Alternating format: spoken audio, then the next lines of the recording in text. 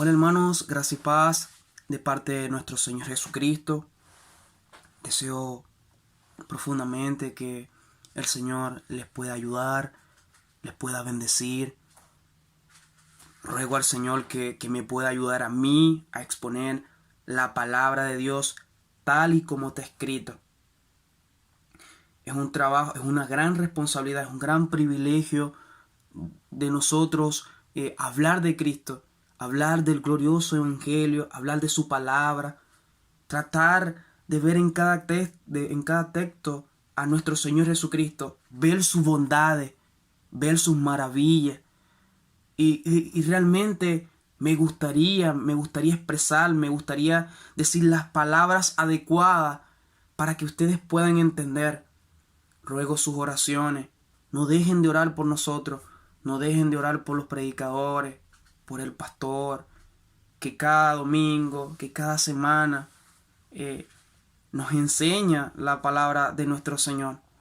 Realmente, como decía, es un gran privilegio, es una gran responsabilidad hablar de su palabra.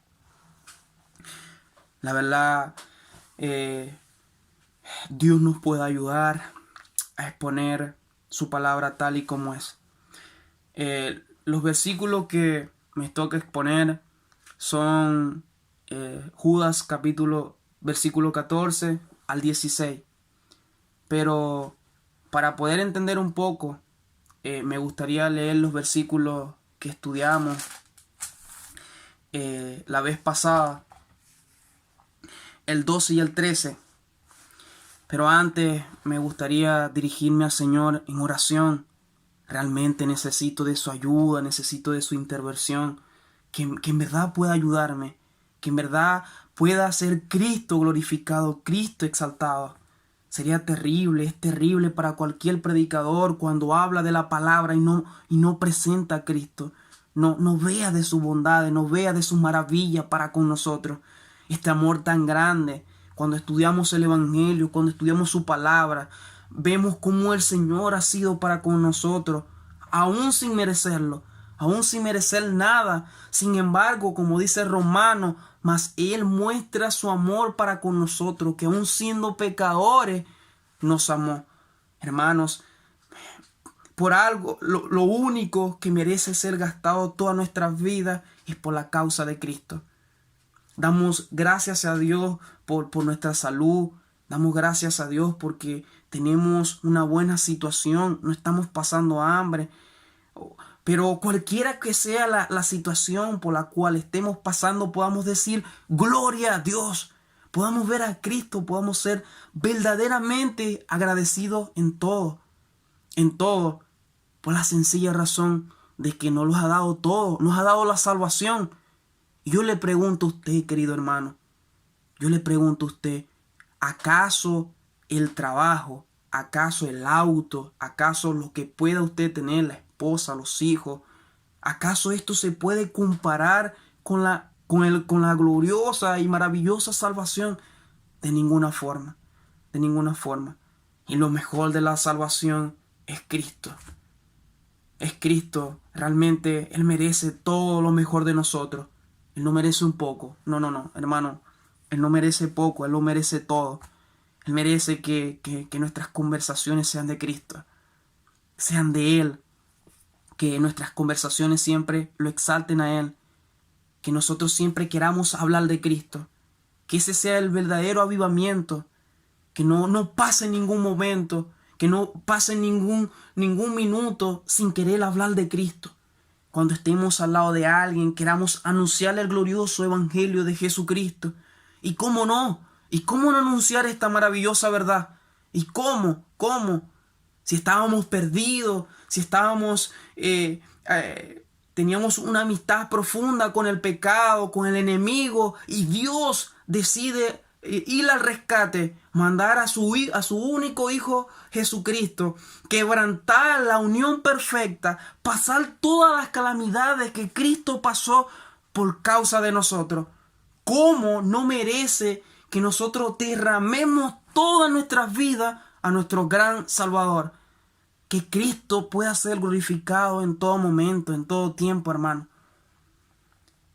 Estudiar estos textos, hermanos, realmente es una maravilla. Es una maravilla, es una responsabilidad, pero es una maravilla ver lo que ha hecho nuestro Señor por causa de nosotros. Él no nos debía nada. Sin embargo, decide amarnos, como dice el apóstol Pablo en Efesios, por puro afecto, porque Él quiso. No puedo explicar esto, pero lo único que puedo decir, hermanos, lo único que usted puede decir es gloria a Dios. Señor, ayúdame a ser agradecido. Ayúdame a vivir una vida que te exalte, que te alabe. Ya basta de perder el tiempo, hermano. Ayudémonos mutuamente. Ayudémonos, hermanos, a estar orando. Hermano, está estudiando la palabra de Dios. No perdamos el tiempo en conversaciones vanas que no edifiquen. Necesitamos aprender tanto de los apóstoles. Necesitamos aprender tanto de los primeros cristianos. Daban todo por Cristo. Y porque lo entendieron, Cristo lo dio todo por ellos. Cuando nadie daba un peso por ellos, cuando nadie daba ni un centavo por ellos, Cristo vino al rescate. Como le llamaban, el amigo de los pecadores. Qué amigo nos es Cristo, la verdad. Como le decía, me gustaría ir en oración, me gustaría que Dios sea glorificado, que podamos entender estos textos y que Dios pueda ayudarme a poner las palabras que puedan ustedes entender y puedan ser motivados a glorificar el nombre de Cristo siempre. Padre, que estás en los cielos, santificado sea su nombre. Ayúdame, Señor. Ayuda a mis hermanos. Glorifícale, Señor. Glorifícale, Señor, para que ellos puedan alabarte. Ellos puedan enamorarse más de ti, que lo único que desean, Señor, es vivir para tu gloria, vivir para tu honra. Señor, perdónanos, Padre, porque somos tan débiles, somos tan pecadores. Ayúdanos, Padre, a amarle con todo nuestro corazón, a odiar el pecado, Señor, que tanto usted detesta, Señor. Ayúdanos, Padre. En el nombre de Jesús, Señor. Amén. Los versículos que quiero leer es del 12 en adelante, pero los versículos que quiero explicar, que quiero enseñarles es del 14 al 16.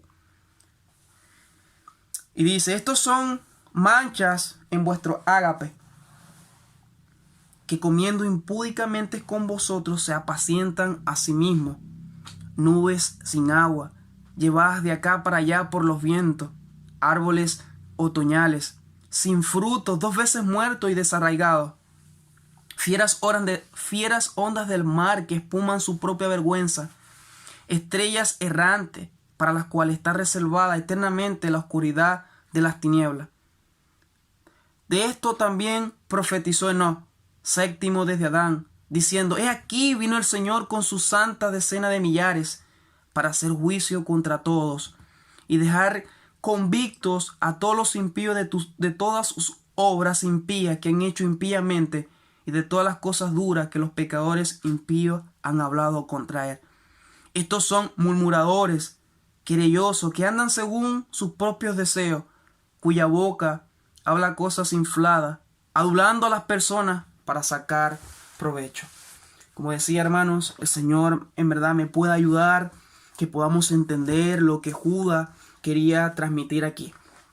En el versículo 12 y 13 nos pudimos dar cuenta de cómo eran las características de estos hombres. Judas usa ilustraciones perfectas, usa ilustraciones adecuadas para describir a estos hombres. Por ejemplo, nubes sin agua. Explicamos la vez pasada lo que eran estas nubes sin agua, que aparentaban cosas, decían hacer cosas, pero en realidad no traían nada, ningún fruto. Son estrellas errantes destinadas a la oscuridad. Son manchas a vuestros ágapes. Nada positivo a la congregación. Entonces Judas, en los versículos que vamos a tratar hoy, habla el juicio sobre esto. ¿Cuál va a ser las consecuencias de todo esto? Aunque en los versículos anteriores también nos hemos dado la recompensa, los ejemplos que utiliza Judas. Por ejemplo, el pueblo de Israel que pasó 40 años, de Coré, de Balaán, del pueblo Sodoma y Gomorra. Ilustraciones que nos da a entender, nos hace saber de que Dios castiga la maldad. Es cierto que Dios es un Dios amoroso, que nos dio a Jesucristo. Nos dio el regalo más precioso que es la salvación, y lo hablábamos ahorita. Pero es cierto que Dios también es un Dios justo. Nosotros nos damos cuenta, leemos las Sagradas Escrituras y nos vamos a dar cuenta de que Dios es un Dios santo, que no tiene ninguna relación con el pecado, no tiene ninguna relación con la maldad. Por lo tanto, es injusto hablar del amor de Dios si no hablamos del pecado y lo que ha hecho el pecado a través de la historia. Sacarnos del paraíso, sacarnos de la presencia de Dios, enemistarnos con nuestro Señor. Jesucristo y el Padre quebrantar esa unión perfecta, aguantar los látigos, aguantar los insultos, las traiciones por causa del pecado. Por causa del pecado. El Señor realmente nos pueda ayudar a exponer el infierno tal y como la Biblia lo describe, sin añadirle y sin quitarle. Y es una realidad, hermanos, que tenemos que saber como cristianos, que Dios castiga la maldad, que Dios es un Dios justo y que va a juzgar toda acción. Por lo tanto, me gusta como lo dice la versión NTV, Nueva Traducción Viviente. Enoc, el séptimo, después de Adán, profetizó así acerca de ellos.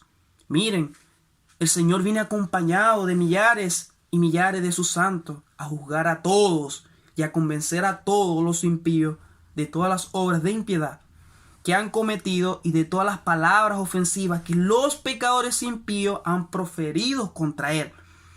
Estos de todos se quejan y todo lo critican, siguen sus propios malos deseos, hablan con arrogancia y adulan a las demás personas para sacar provecho. Hermanos, es una triste realidad, que la iglesia de hoy en día ha negado este mensaje. Como decía, ha hablado del amor de Cristo, ha hablado de sus maravillas, pero no ha hablado que el pueblo de Dios, la iglesia, necesita arrepentimiento, necesita negarse de sus malas obras y correr a los pies de Cristo. Es hablar de que el infierno es real, que el infierno existe y que el mismo Cristo, nuestro amado Salvador, habló más del infierno que del mismo cielo. Nuestro Señor Jesucristo condenó la hipocresía, que el Señor condenó al pecador. Por lo tanto, debemos hablar de este mensaje, hablar del infierno, hablar de que si no se arrepienten, sus almas serán condenadas, que si no se arrepienten, van a perecer ahí. Y me gustaría dirigirme a unos textos de las Sagradas Escrituras y ver cómo Cristo trató este tema. Y uno podría decir, pero wow, ¿qué Dios es este? ¿Qué Dios es este que manda a su creación al infierno? Pero tenemos que entender, para entender su amor tenemos que entender su santidad, su juicio, su palabra. La palabra de Dios dice en Mateo 10:28, dice: y no temáis a los que matan el cuerpo, mas el alma no pueden matar. Temed más bien a aquel que puede destruir el alma y el cuerpo en el infierno.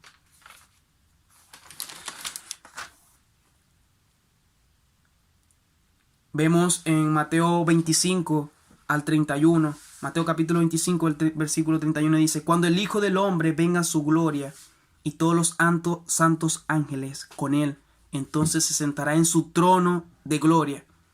Y sigue los demás versículos. Y serán reunidas delante de él todas las naciones, y apartará los unos de los otros, como aparta el pastor las ovejas de los cabritos. Y pondrá a las ovejas a su derecha y a los cabritos a su izquierda. Y entonces el rey dirá a los de su derecha: venid, benditos de mi Padre, heredad el reino preparado para vosotros desde la fundación del mundo. Porque tuve hambre y me diste de comer, tuve sed y me diste de beber, fui forastero y me recogiste, estuve desnudo y me cubriste, enfermo y me visitaste, en la cárcel y viniste a mí. Entonces los justos le responderán diciendo: Señor, ¿cuándo te vimos hambriento y te sustentamos, o sediento y te dimos de beber? ¿Y cuándo te vimos forastero y te recogimos, o desnudo y te cubrimos? ¿Cuándo te vimos enfermos en la cárcel y vinimos a ti? Y respondiendo el rey les dirá: de cierto os digo que en cuanto lo hiciste a uno de estos mis hermanos más pequeños, a mí me lo hiciste. Entonces dirá también a los de la izquierda: apartaos de mí, malditos, al fuego eterno, preparado para el diablo y sus ángeles. Uno podría decir: ¿será que Dios es malo? Dios es malo en mandar a las personas al infierno. No. El hecho de que pongo esta pequeña ilustración, pongo este ejemplo. Si yo muriera mañana mismo o muriera hoy mismo y me despertara en el infierno, no tendría nada que decir, hermano. De la misma forma usted.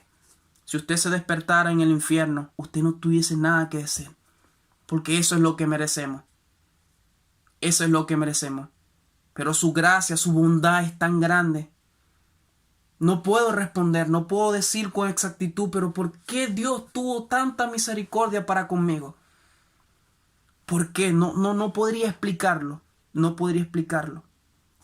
Pero lo único que sé, lo único que le queda tanto como a usted y tanto como a mí, es dar toda nuestra vida por Cristo, porque nos ha dado todo, que es la salvación. Dios nos puede ayudar realmente a entender todo esto. Ver de que Dios realmente va a hacer un juicio, va a juzgar toda mala acción.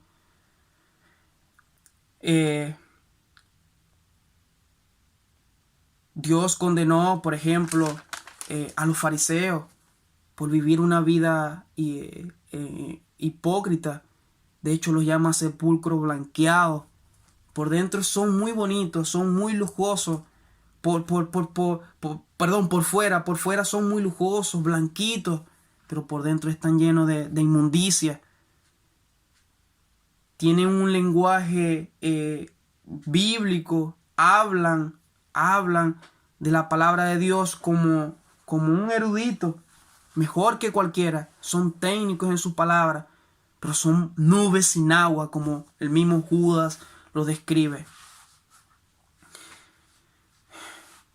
De hecho, nuestro Señor Jesucristo, a una de las iglesias en la Odisea en Apocalipsis, Él dice esto: y escribe al ángel de la iglesia en la Odisea: he aquí el amén, el testigo fiel y verdadero, el principio de la creación de Dios, dice esto: yo conozco tus obras, que ni eres frío ni caliente. Ojalá fuese frío o caliente, pero por cuanto eres tibio y no frío ni caliente, te vomitaré de mi boca. Luego dice el Señor, mira el consejo que Dios dice, porque tú dices: yo soy rico y me he enriquecido y de ninguna cosa tengo necesidad, y no sabes que tú eres un desventurado, miserable, pobre, ciego y desnudo. Por la sencilla razón de que su Dios es el dinero. Estos apóstatas son hoy en día la iglesia el evangelio de la prosperidad. Esos que predican el evangelio, entre comillas, pero basan su éxito porque tienen mucha gente, porque tienen la mejor música, tienen los mejores asientos, su entrada de dinero es sumamente grande y su éxito lo basan en eso. Pero mira lo que le dice el Señor: son miserables, ciegos. ¿Por qué? Porque no tienen al amado, no lo tienen a Él. No lo tienen a Él, como dice los cantares, todo lo de Él es codiciable. Aunque no tengas todos los tesoros de este mundo, no tengas el mejor autor, aunque no tenga la mejor casa, aunque no tenga nada material, pero si tienes a Cristo, hermano, lo tienes todo, absolutamente todo.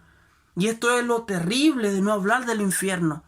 Tenemos que enseñar la palabra de Dios, advertir a estos apóstatas, a hermanos que por ser ingenuos, por no ser atentos, por ser débil, están siendo descarriados.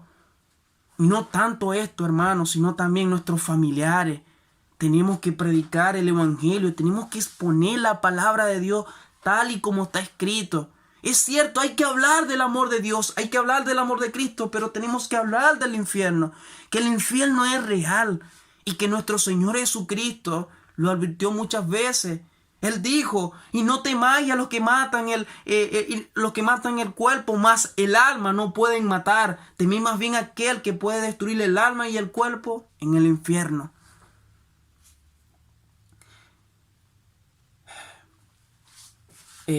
Charles Spurgeon pone un ejemplo de dos hermanos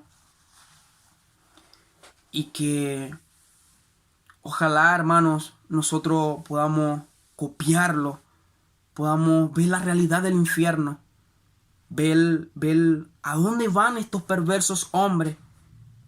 Pero sabemos que Judas le habla a un grupo de apóstatas, habla de cómo son estas personas, advirtiendo a la iglesia. Pero no nos deja a nosotros de preocupar, porque sabemos que nuestros familiares van camino al infierno. Hermanos amigos cercanos que conocemos que son enemigos de Dios totalmente. Pero que tenemos que hablarles de Cristo, en verdad tenemos que hablarles. Charles Spurgeon usa esta ilustración, este ejemplo, que en verdad nos va a ayudar mucho. Dice, hermano, dijo cierto hombre moribundo, estaba a punto de morir. ¿Por qué no fuiste más insistente con respecto a mi alma?, le pregunta a su hermano que es creyente. Querido Jaime, replicó el hermano, yo le he hablado de diversas veces. El hombre moribundo le dice, sí, no tengo que reprocharte esto, pero siempre me hablabas con tanta cautela. Me hablabas con tanta cautela. Yo quisiera que me hubieses cogido por el cuello y me hubieses hecho poner de rodillas, pues yo he sido tan descuidado que necesitaba esto para no despertar de mi sueño en el infierno. Qué gran verdad, hermanos. Qué gran verdad y qué gran responsabilidad de la iglesia hoy en día. Sabemos que son pocos los que hablan de esta gran realidad, pero siempre hay 12, siempre hay un pequeño remanente que va a hablar el evangelio fielmente, y ese debe ser tanto como usted y tanto como yo. Tenemos que hablar de esta gran realidad, hablar de este gran mandamiento, así como Enoc profetizó, así como el mismo Señor dijo, tenemos que hablar nosotros también. Y seguimos con nuestro texto. Y dice, la gran pregunta de esto, ¿de dónde sacó este material Judas? Porque si nosotros nos ponemos a ver en los libros apócrifos, no inspirados por Dios,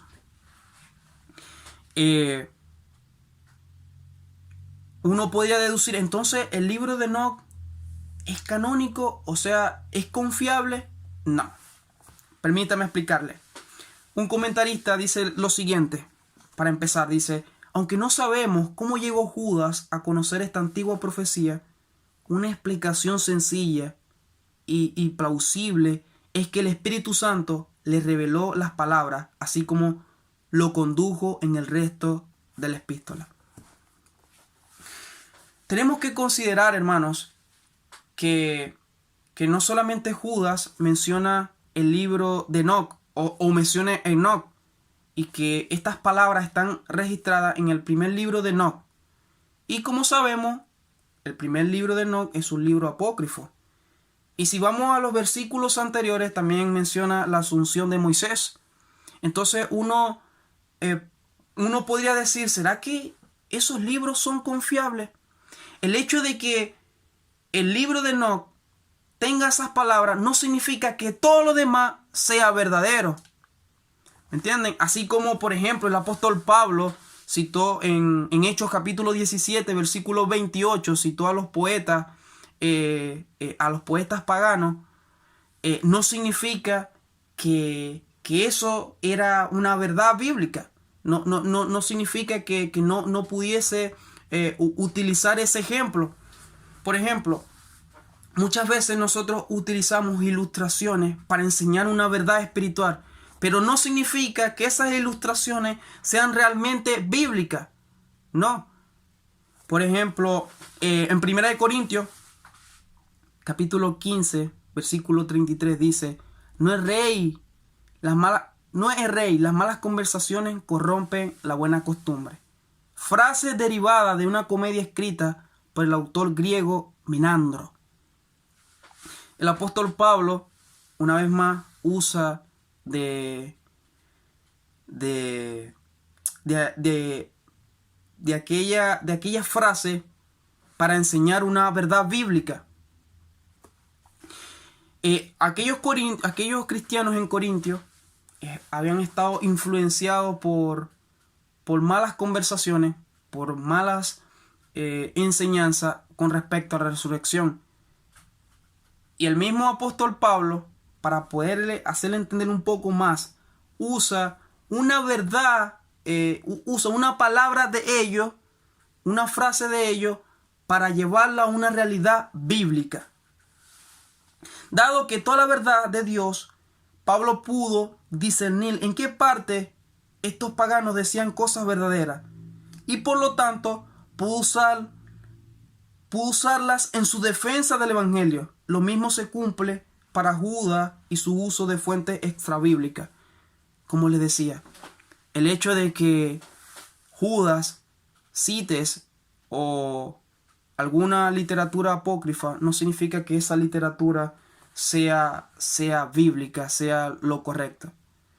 Pero sabemos y descansamos en el Señor que toda la escritura es inspirada por Dios, es inspirada por el Espíritu Santo. ¿De dónde sacó esa información Judas? ¿Será que la sacó directamente del libro apócrifo de Enoc? No, yo prefiero creer que se la reveló el Espíritu Santo. Así como no solamente esa frase, sino toda la epístola. Por lo tanto, descanso en eso. Debemos descansar en eso, que es totalmente confiable. Y lo que nos deja ver que es una realidad, no solamente el hecho de que haya citado el libro de Enoc o haya citado esa frase no significa que no sea verdad. Por ejemplo, lo que dijo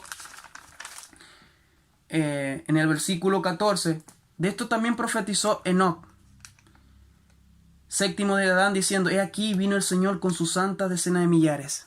Mateo capítulo 25, versículo 31 dice, cuando el Hijo del Hombre venga en su gloria y todos los santos ángeles con él, entonces se sentará en su trono de gloria, refiriéndose a los ángeles. Así que, hermanos, la palabra de Dios, desde el Génesis hasta el Apocalipsis, siempre va a tener relación. Siempre. Y eso es lo más precioso, y lo más precioso que Dios nos ha dejado. Y debe ser nuestro manual. Debe ser nuestro manual siempre. Y digan lo que digan, los ataques que pueda tener la palabra de Dios siempre va a triunfar. Aunque vengan vientos y mareas, aunque venga lo que venga, hermano. Nada, absolutamente nada podrá derrumbar la palabra de Dios. Y como hemos visto a lo largo de la historia, han querido sepultar la palabra de Dios, pero no han podido. Y no van a poder. Versículo 15 dice lo siguiente: para hacer juicio contra todos y dejar convicto a todos los impíos de todas sus obras impías que ha hecho impíamente y de todas las cosas duras que los pecadores impíos han hablado contra él. Para hacer juicio contra todos. Mateo capítulo 5 versículo 22 dice, pero yo os digo que cualquiera que se enoje contra su hermano será culpable del juicio, y cualquiera que diga necio a su hermano será culpable ante el concilio, y cualquiera que le diga fatuo queda expuesto al infierno de fuego. Mateo 7:19 también dice: todo árbol que no da fruto es cortado y echado en el fuego. Sin duda alguna, hermano, es una realidad bíblica, una realidad que no podemos negar. Todo árbol malo que no dé buen fruto es echado en el fuego. Es echado en el fuego. Y esta es la recompensa de estos apóstatas, porque no solamente han hecho cosas malas, sino que han hablado cosas terribles contra nuestro Señor. Como dice, todas las cosas duras que los pecadores impíos han hablado contra Él. Un ejemplo perfecto de esto es el pueblo de Israel. Pero recordarles, hermanos, siempre vemos y decimos: wow, ¿cómo fue Israel? Vieron tantas maravillas, vieron milagros estupendos, fantásticos, pero fue tan rebelde, fue tan inicuo, fueron tan perversos. Pero déjeme decirle algo, hermano, no lo juzgue, porque seguramente usted también hubiese hecho lo mismo. De hecho, tenemos la verdad, tenemos la verdad bíblica, tenemos la palabra de Dios, tenemos este manjar que es tan, como dice el salmista: la ley de Jehová es perfecta, que convierte el alma, deseable más que el oro. La tenemos aquí. ¿Cuántas veces no negamos a nuestro Señor? ¿Cuántas veces no nos comportamos de una manera impía también? Pero Dios, en su misericordia, sabemos que todas nuestras obras, que todo lo que hagamos es producto de nuestro Señor. Porque si no hubiese sido por nuestro Dios, seguramente hubiésemos pervertido la gracia de nuestro Señor. Como dice en el versículo 4, estos perversos hombres, estos impíos hombres, convierten la gracia de nuestro Señor Jesucristo para pecar deliberadamente. Y no solo eso, sino que hacen blasfemar el nombre de nuestro gran Rey. Mira lo que dice Malaquías capítulo 3, versículos 13 y 14. Dice: vuestras palabras contra mí han sido violentas, dice Jehová. Y dijiste: ¿qué hemos hablado? ¿Qué hemos hablado contra ti? Habéis dicho: por demás es servir a Dios. ¿Qué aprovecha que guardemos su ley y que andemos afligidos en presencia de Jehová de los ejércitos? En pocas palabras dijeron: ¿de qué sirve servir a Dios? ¿De qué sirve adorarle? ¿En qué nos beneficia? Dígame usted, estimado hermano, persona que me escucha, cuán terrible es decir estas cosas. Si sabemos que lo único que nos ha hecho nuestro Señor Jesucristo es tanto bien. Es tanto bien. Usted podrá argumentar: no, es que mire, yo estoy pasando hambre. A mí me falta el arroz en mi casa, me falta esto en mi casa, mis hijos no comen bien. Usted podrá argumentar lo que sea. Pero yo le pregunto a usted: ¿ha faltado Cristo?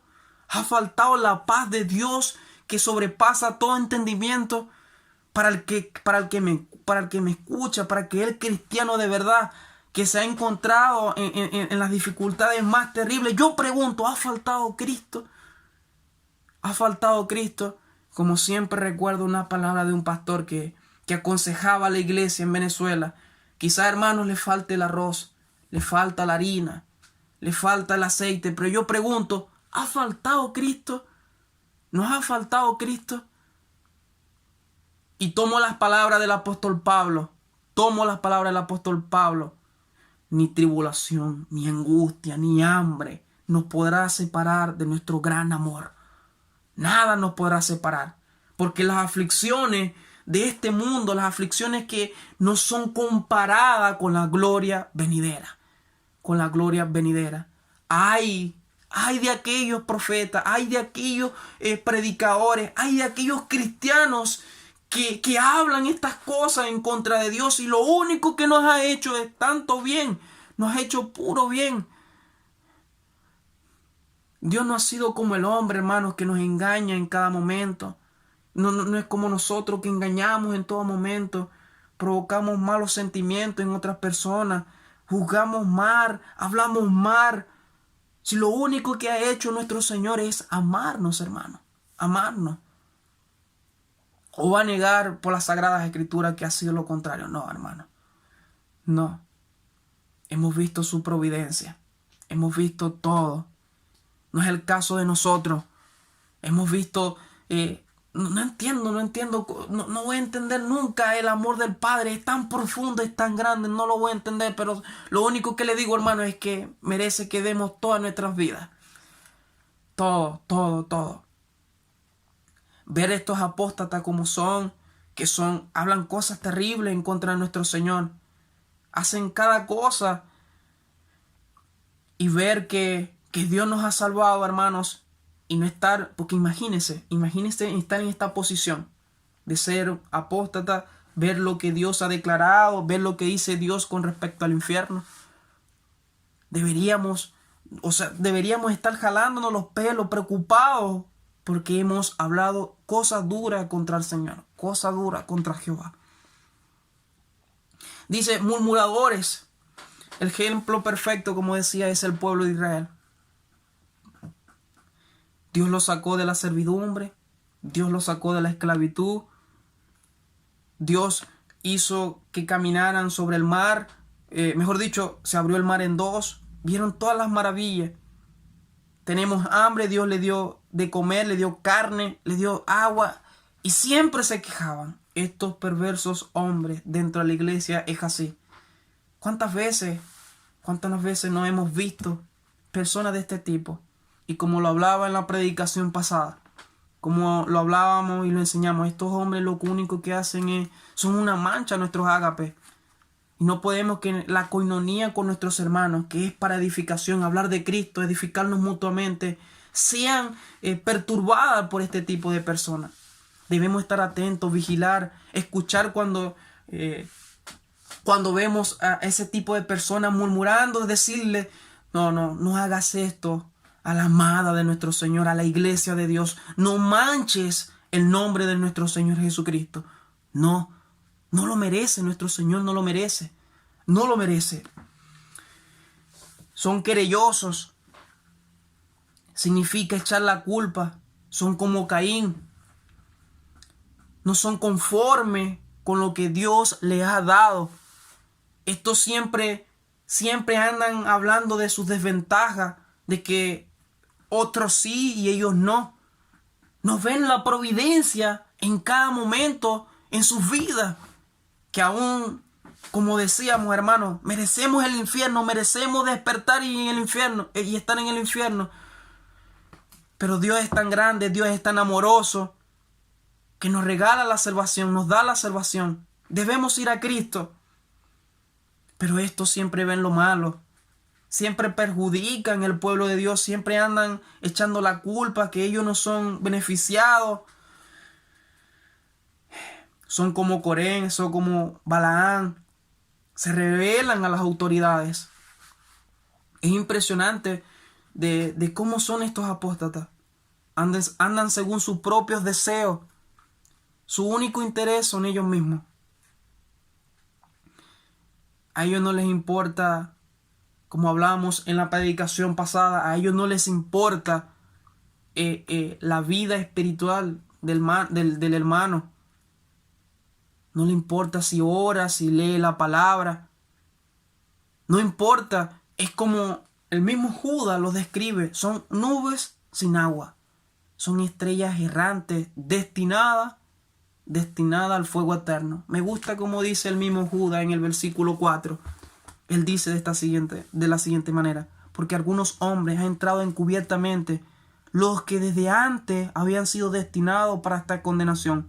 Hombres impíos que convierten en libertinaje la gracia de nuestro Dios y niegan a Dios, el único soberano y nuestro Señor Jesucristo.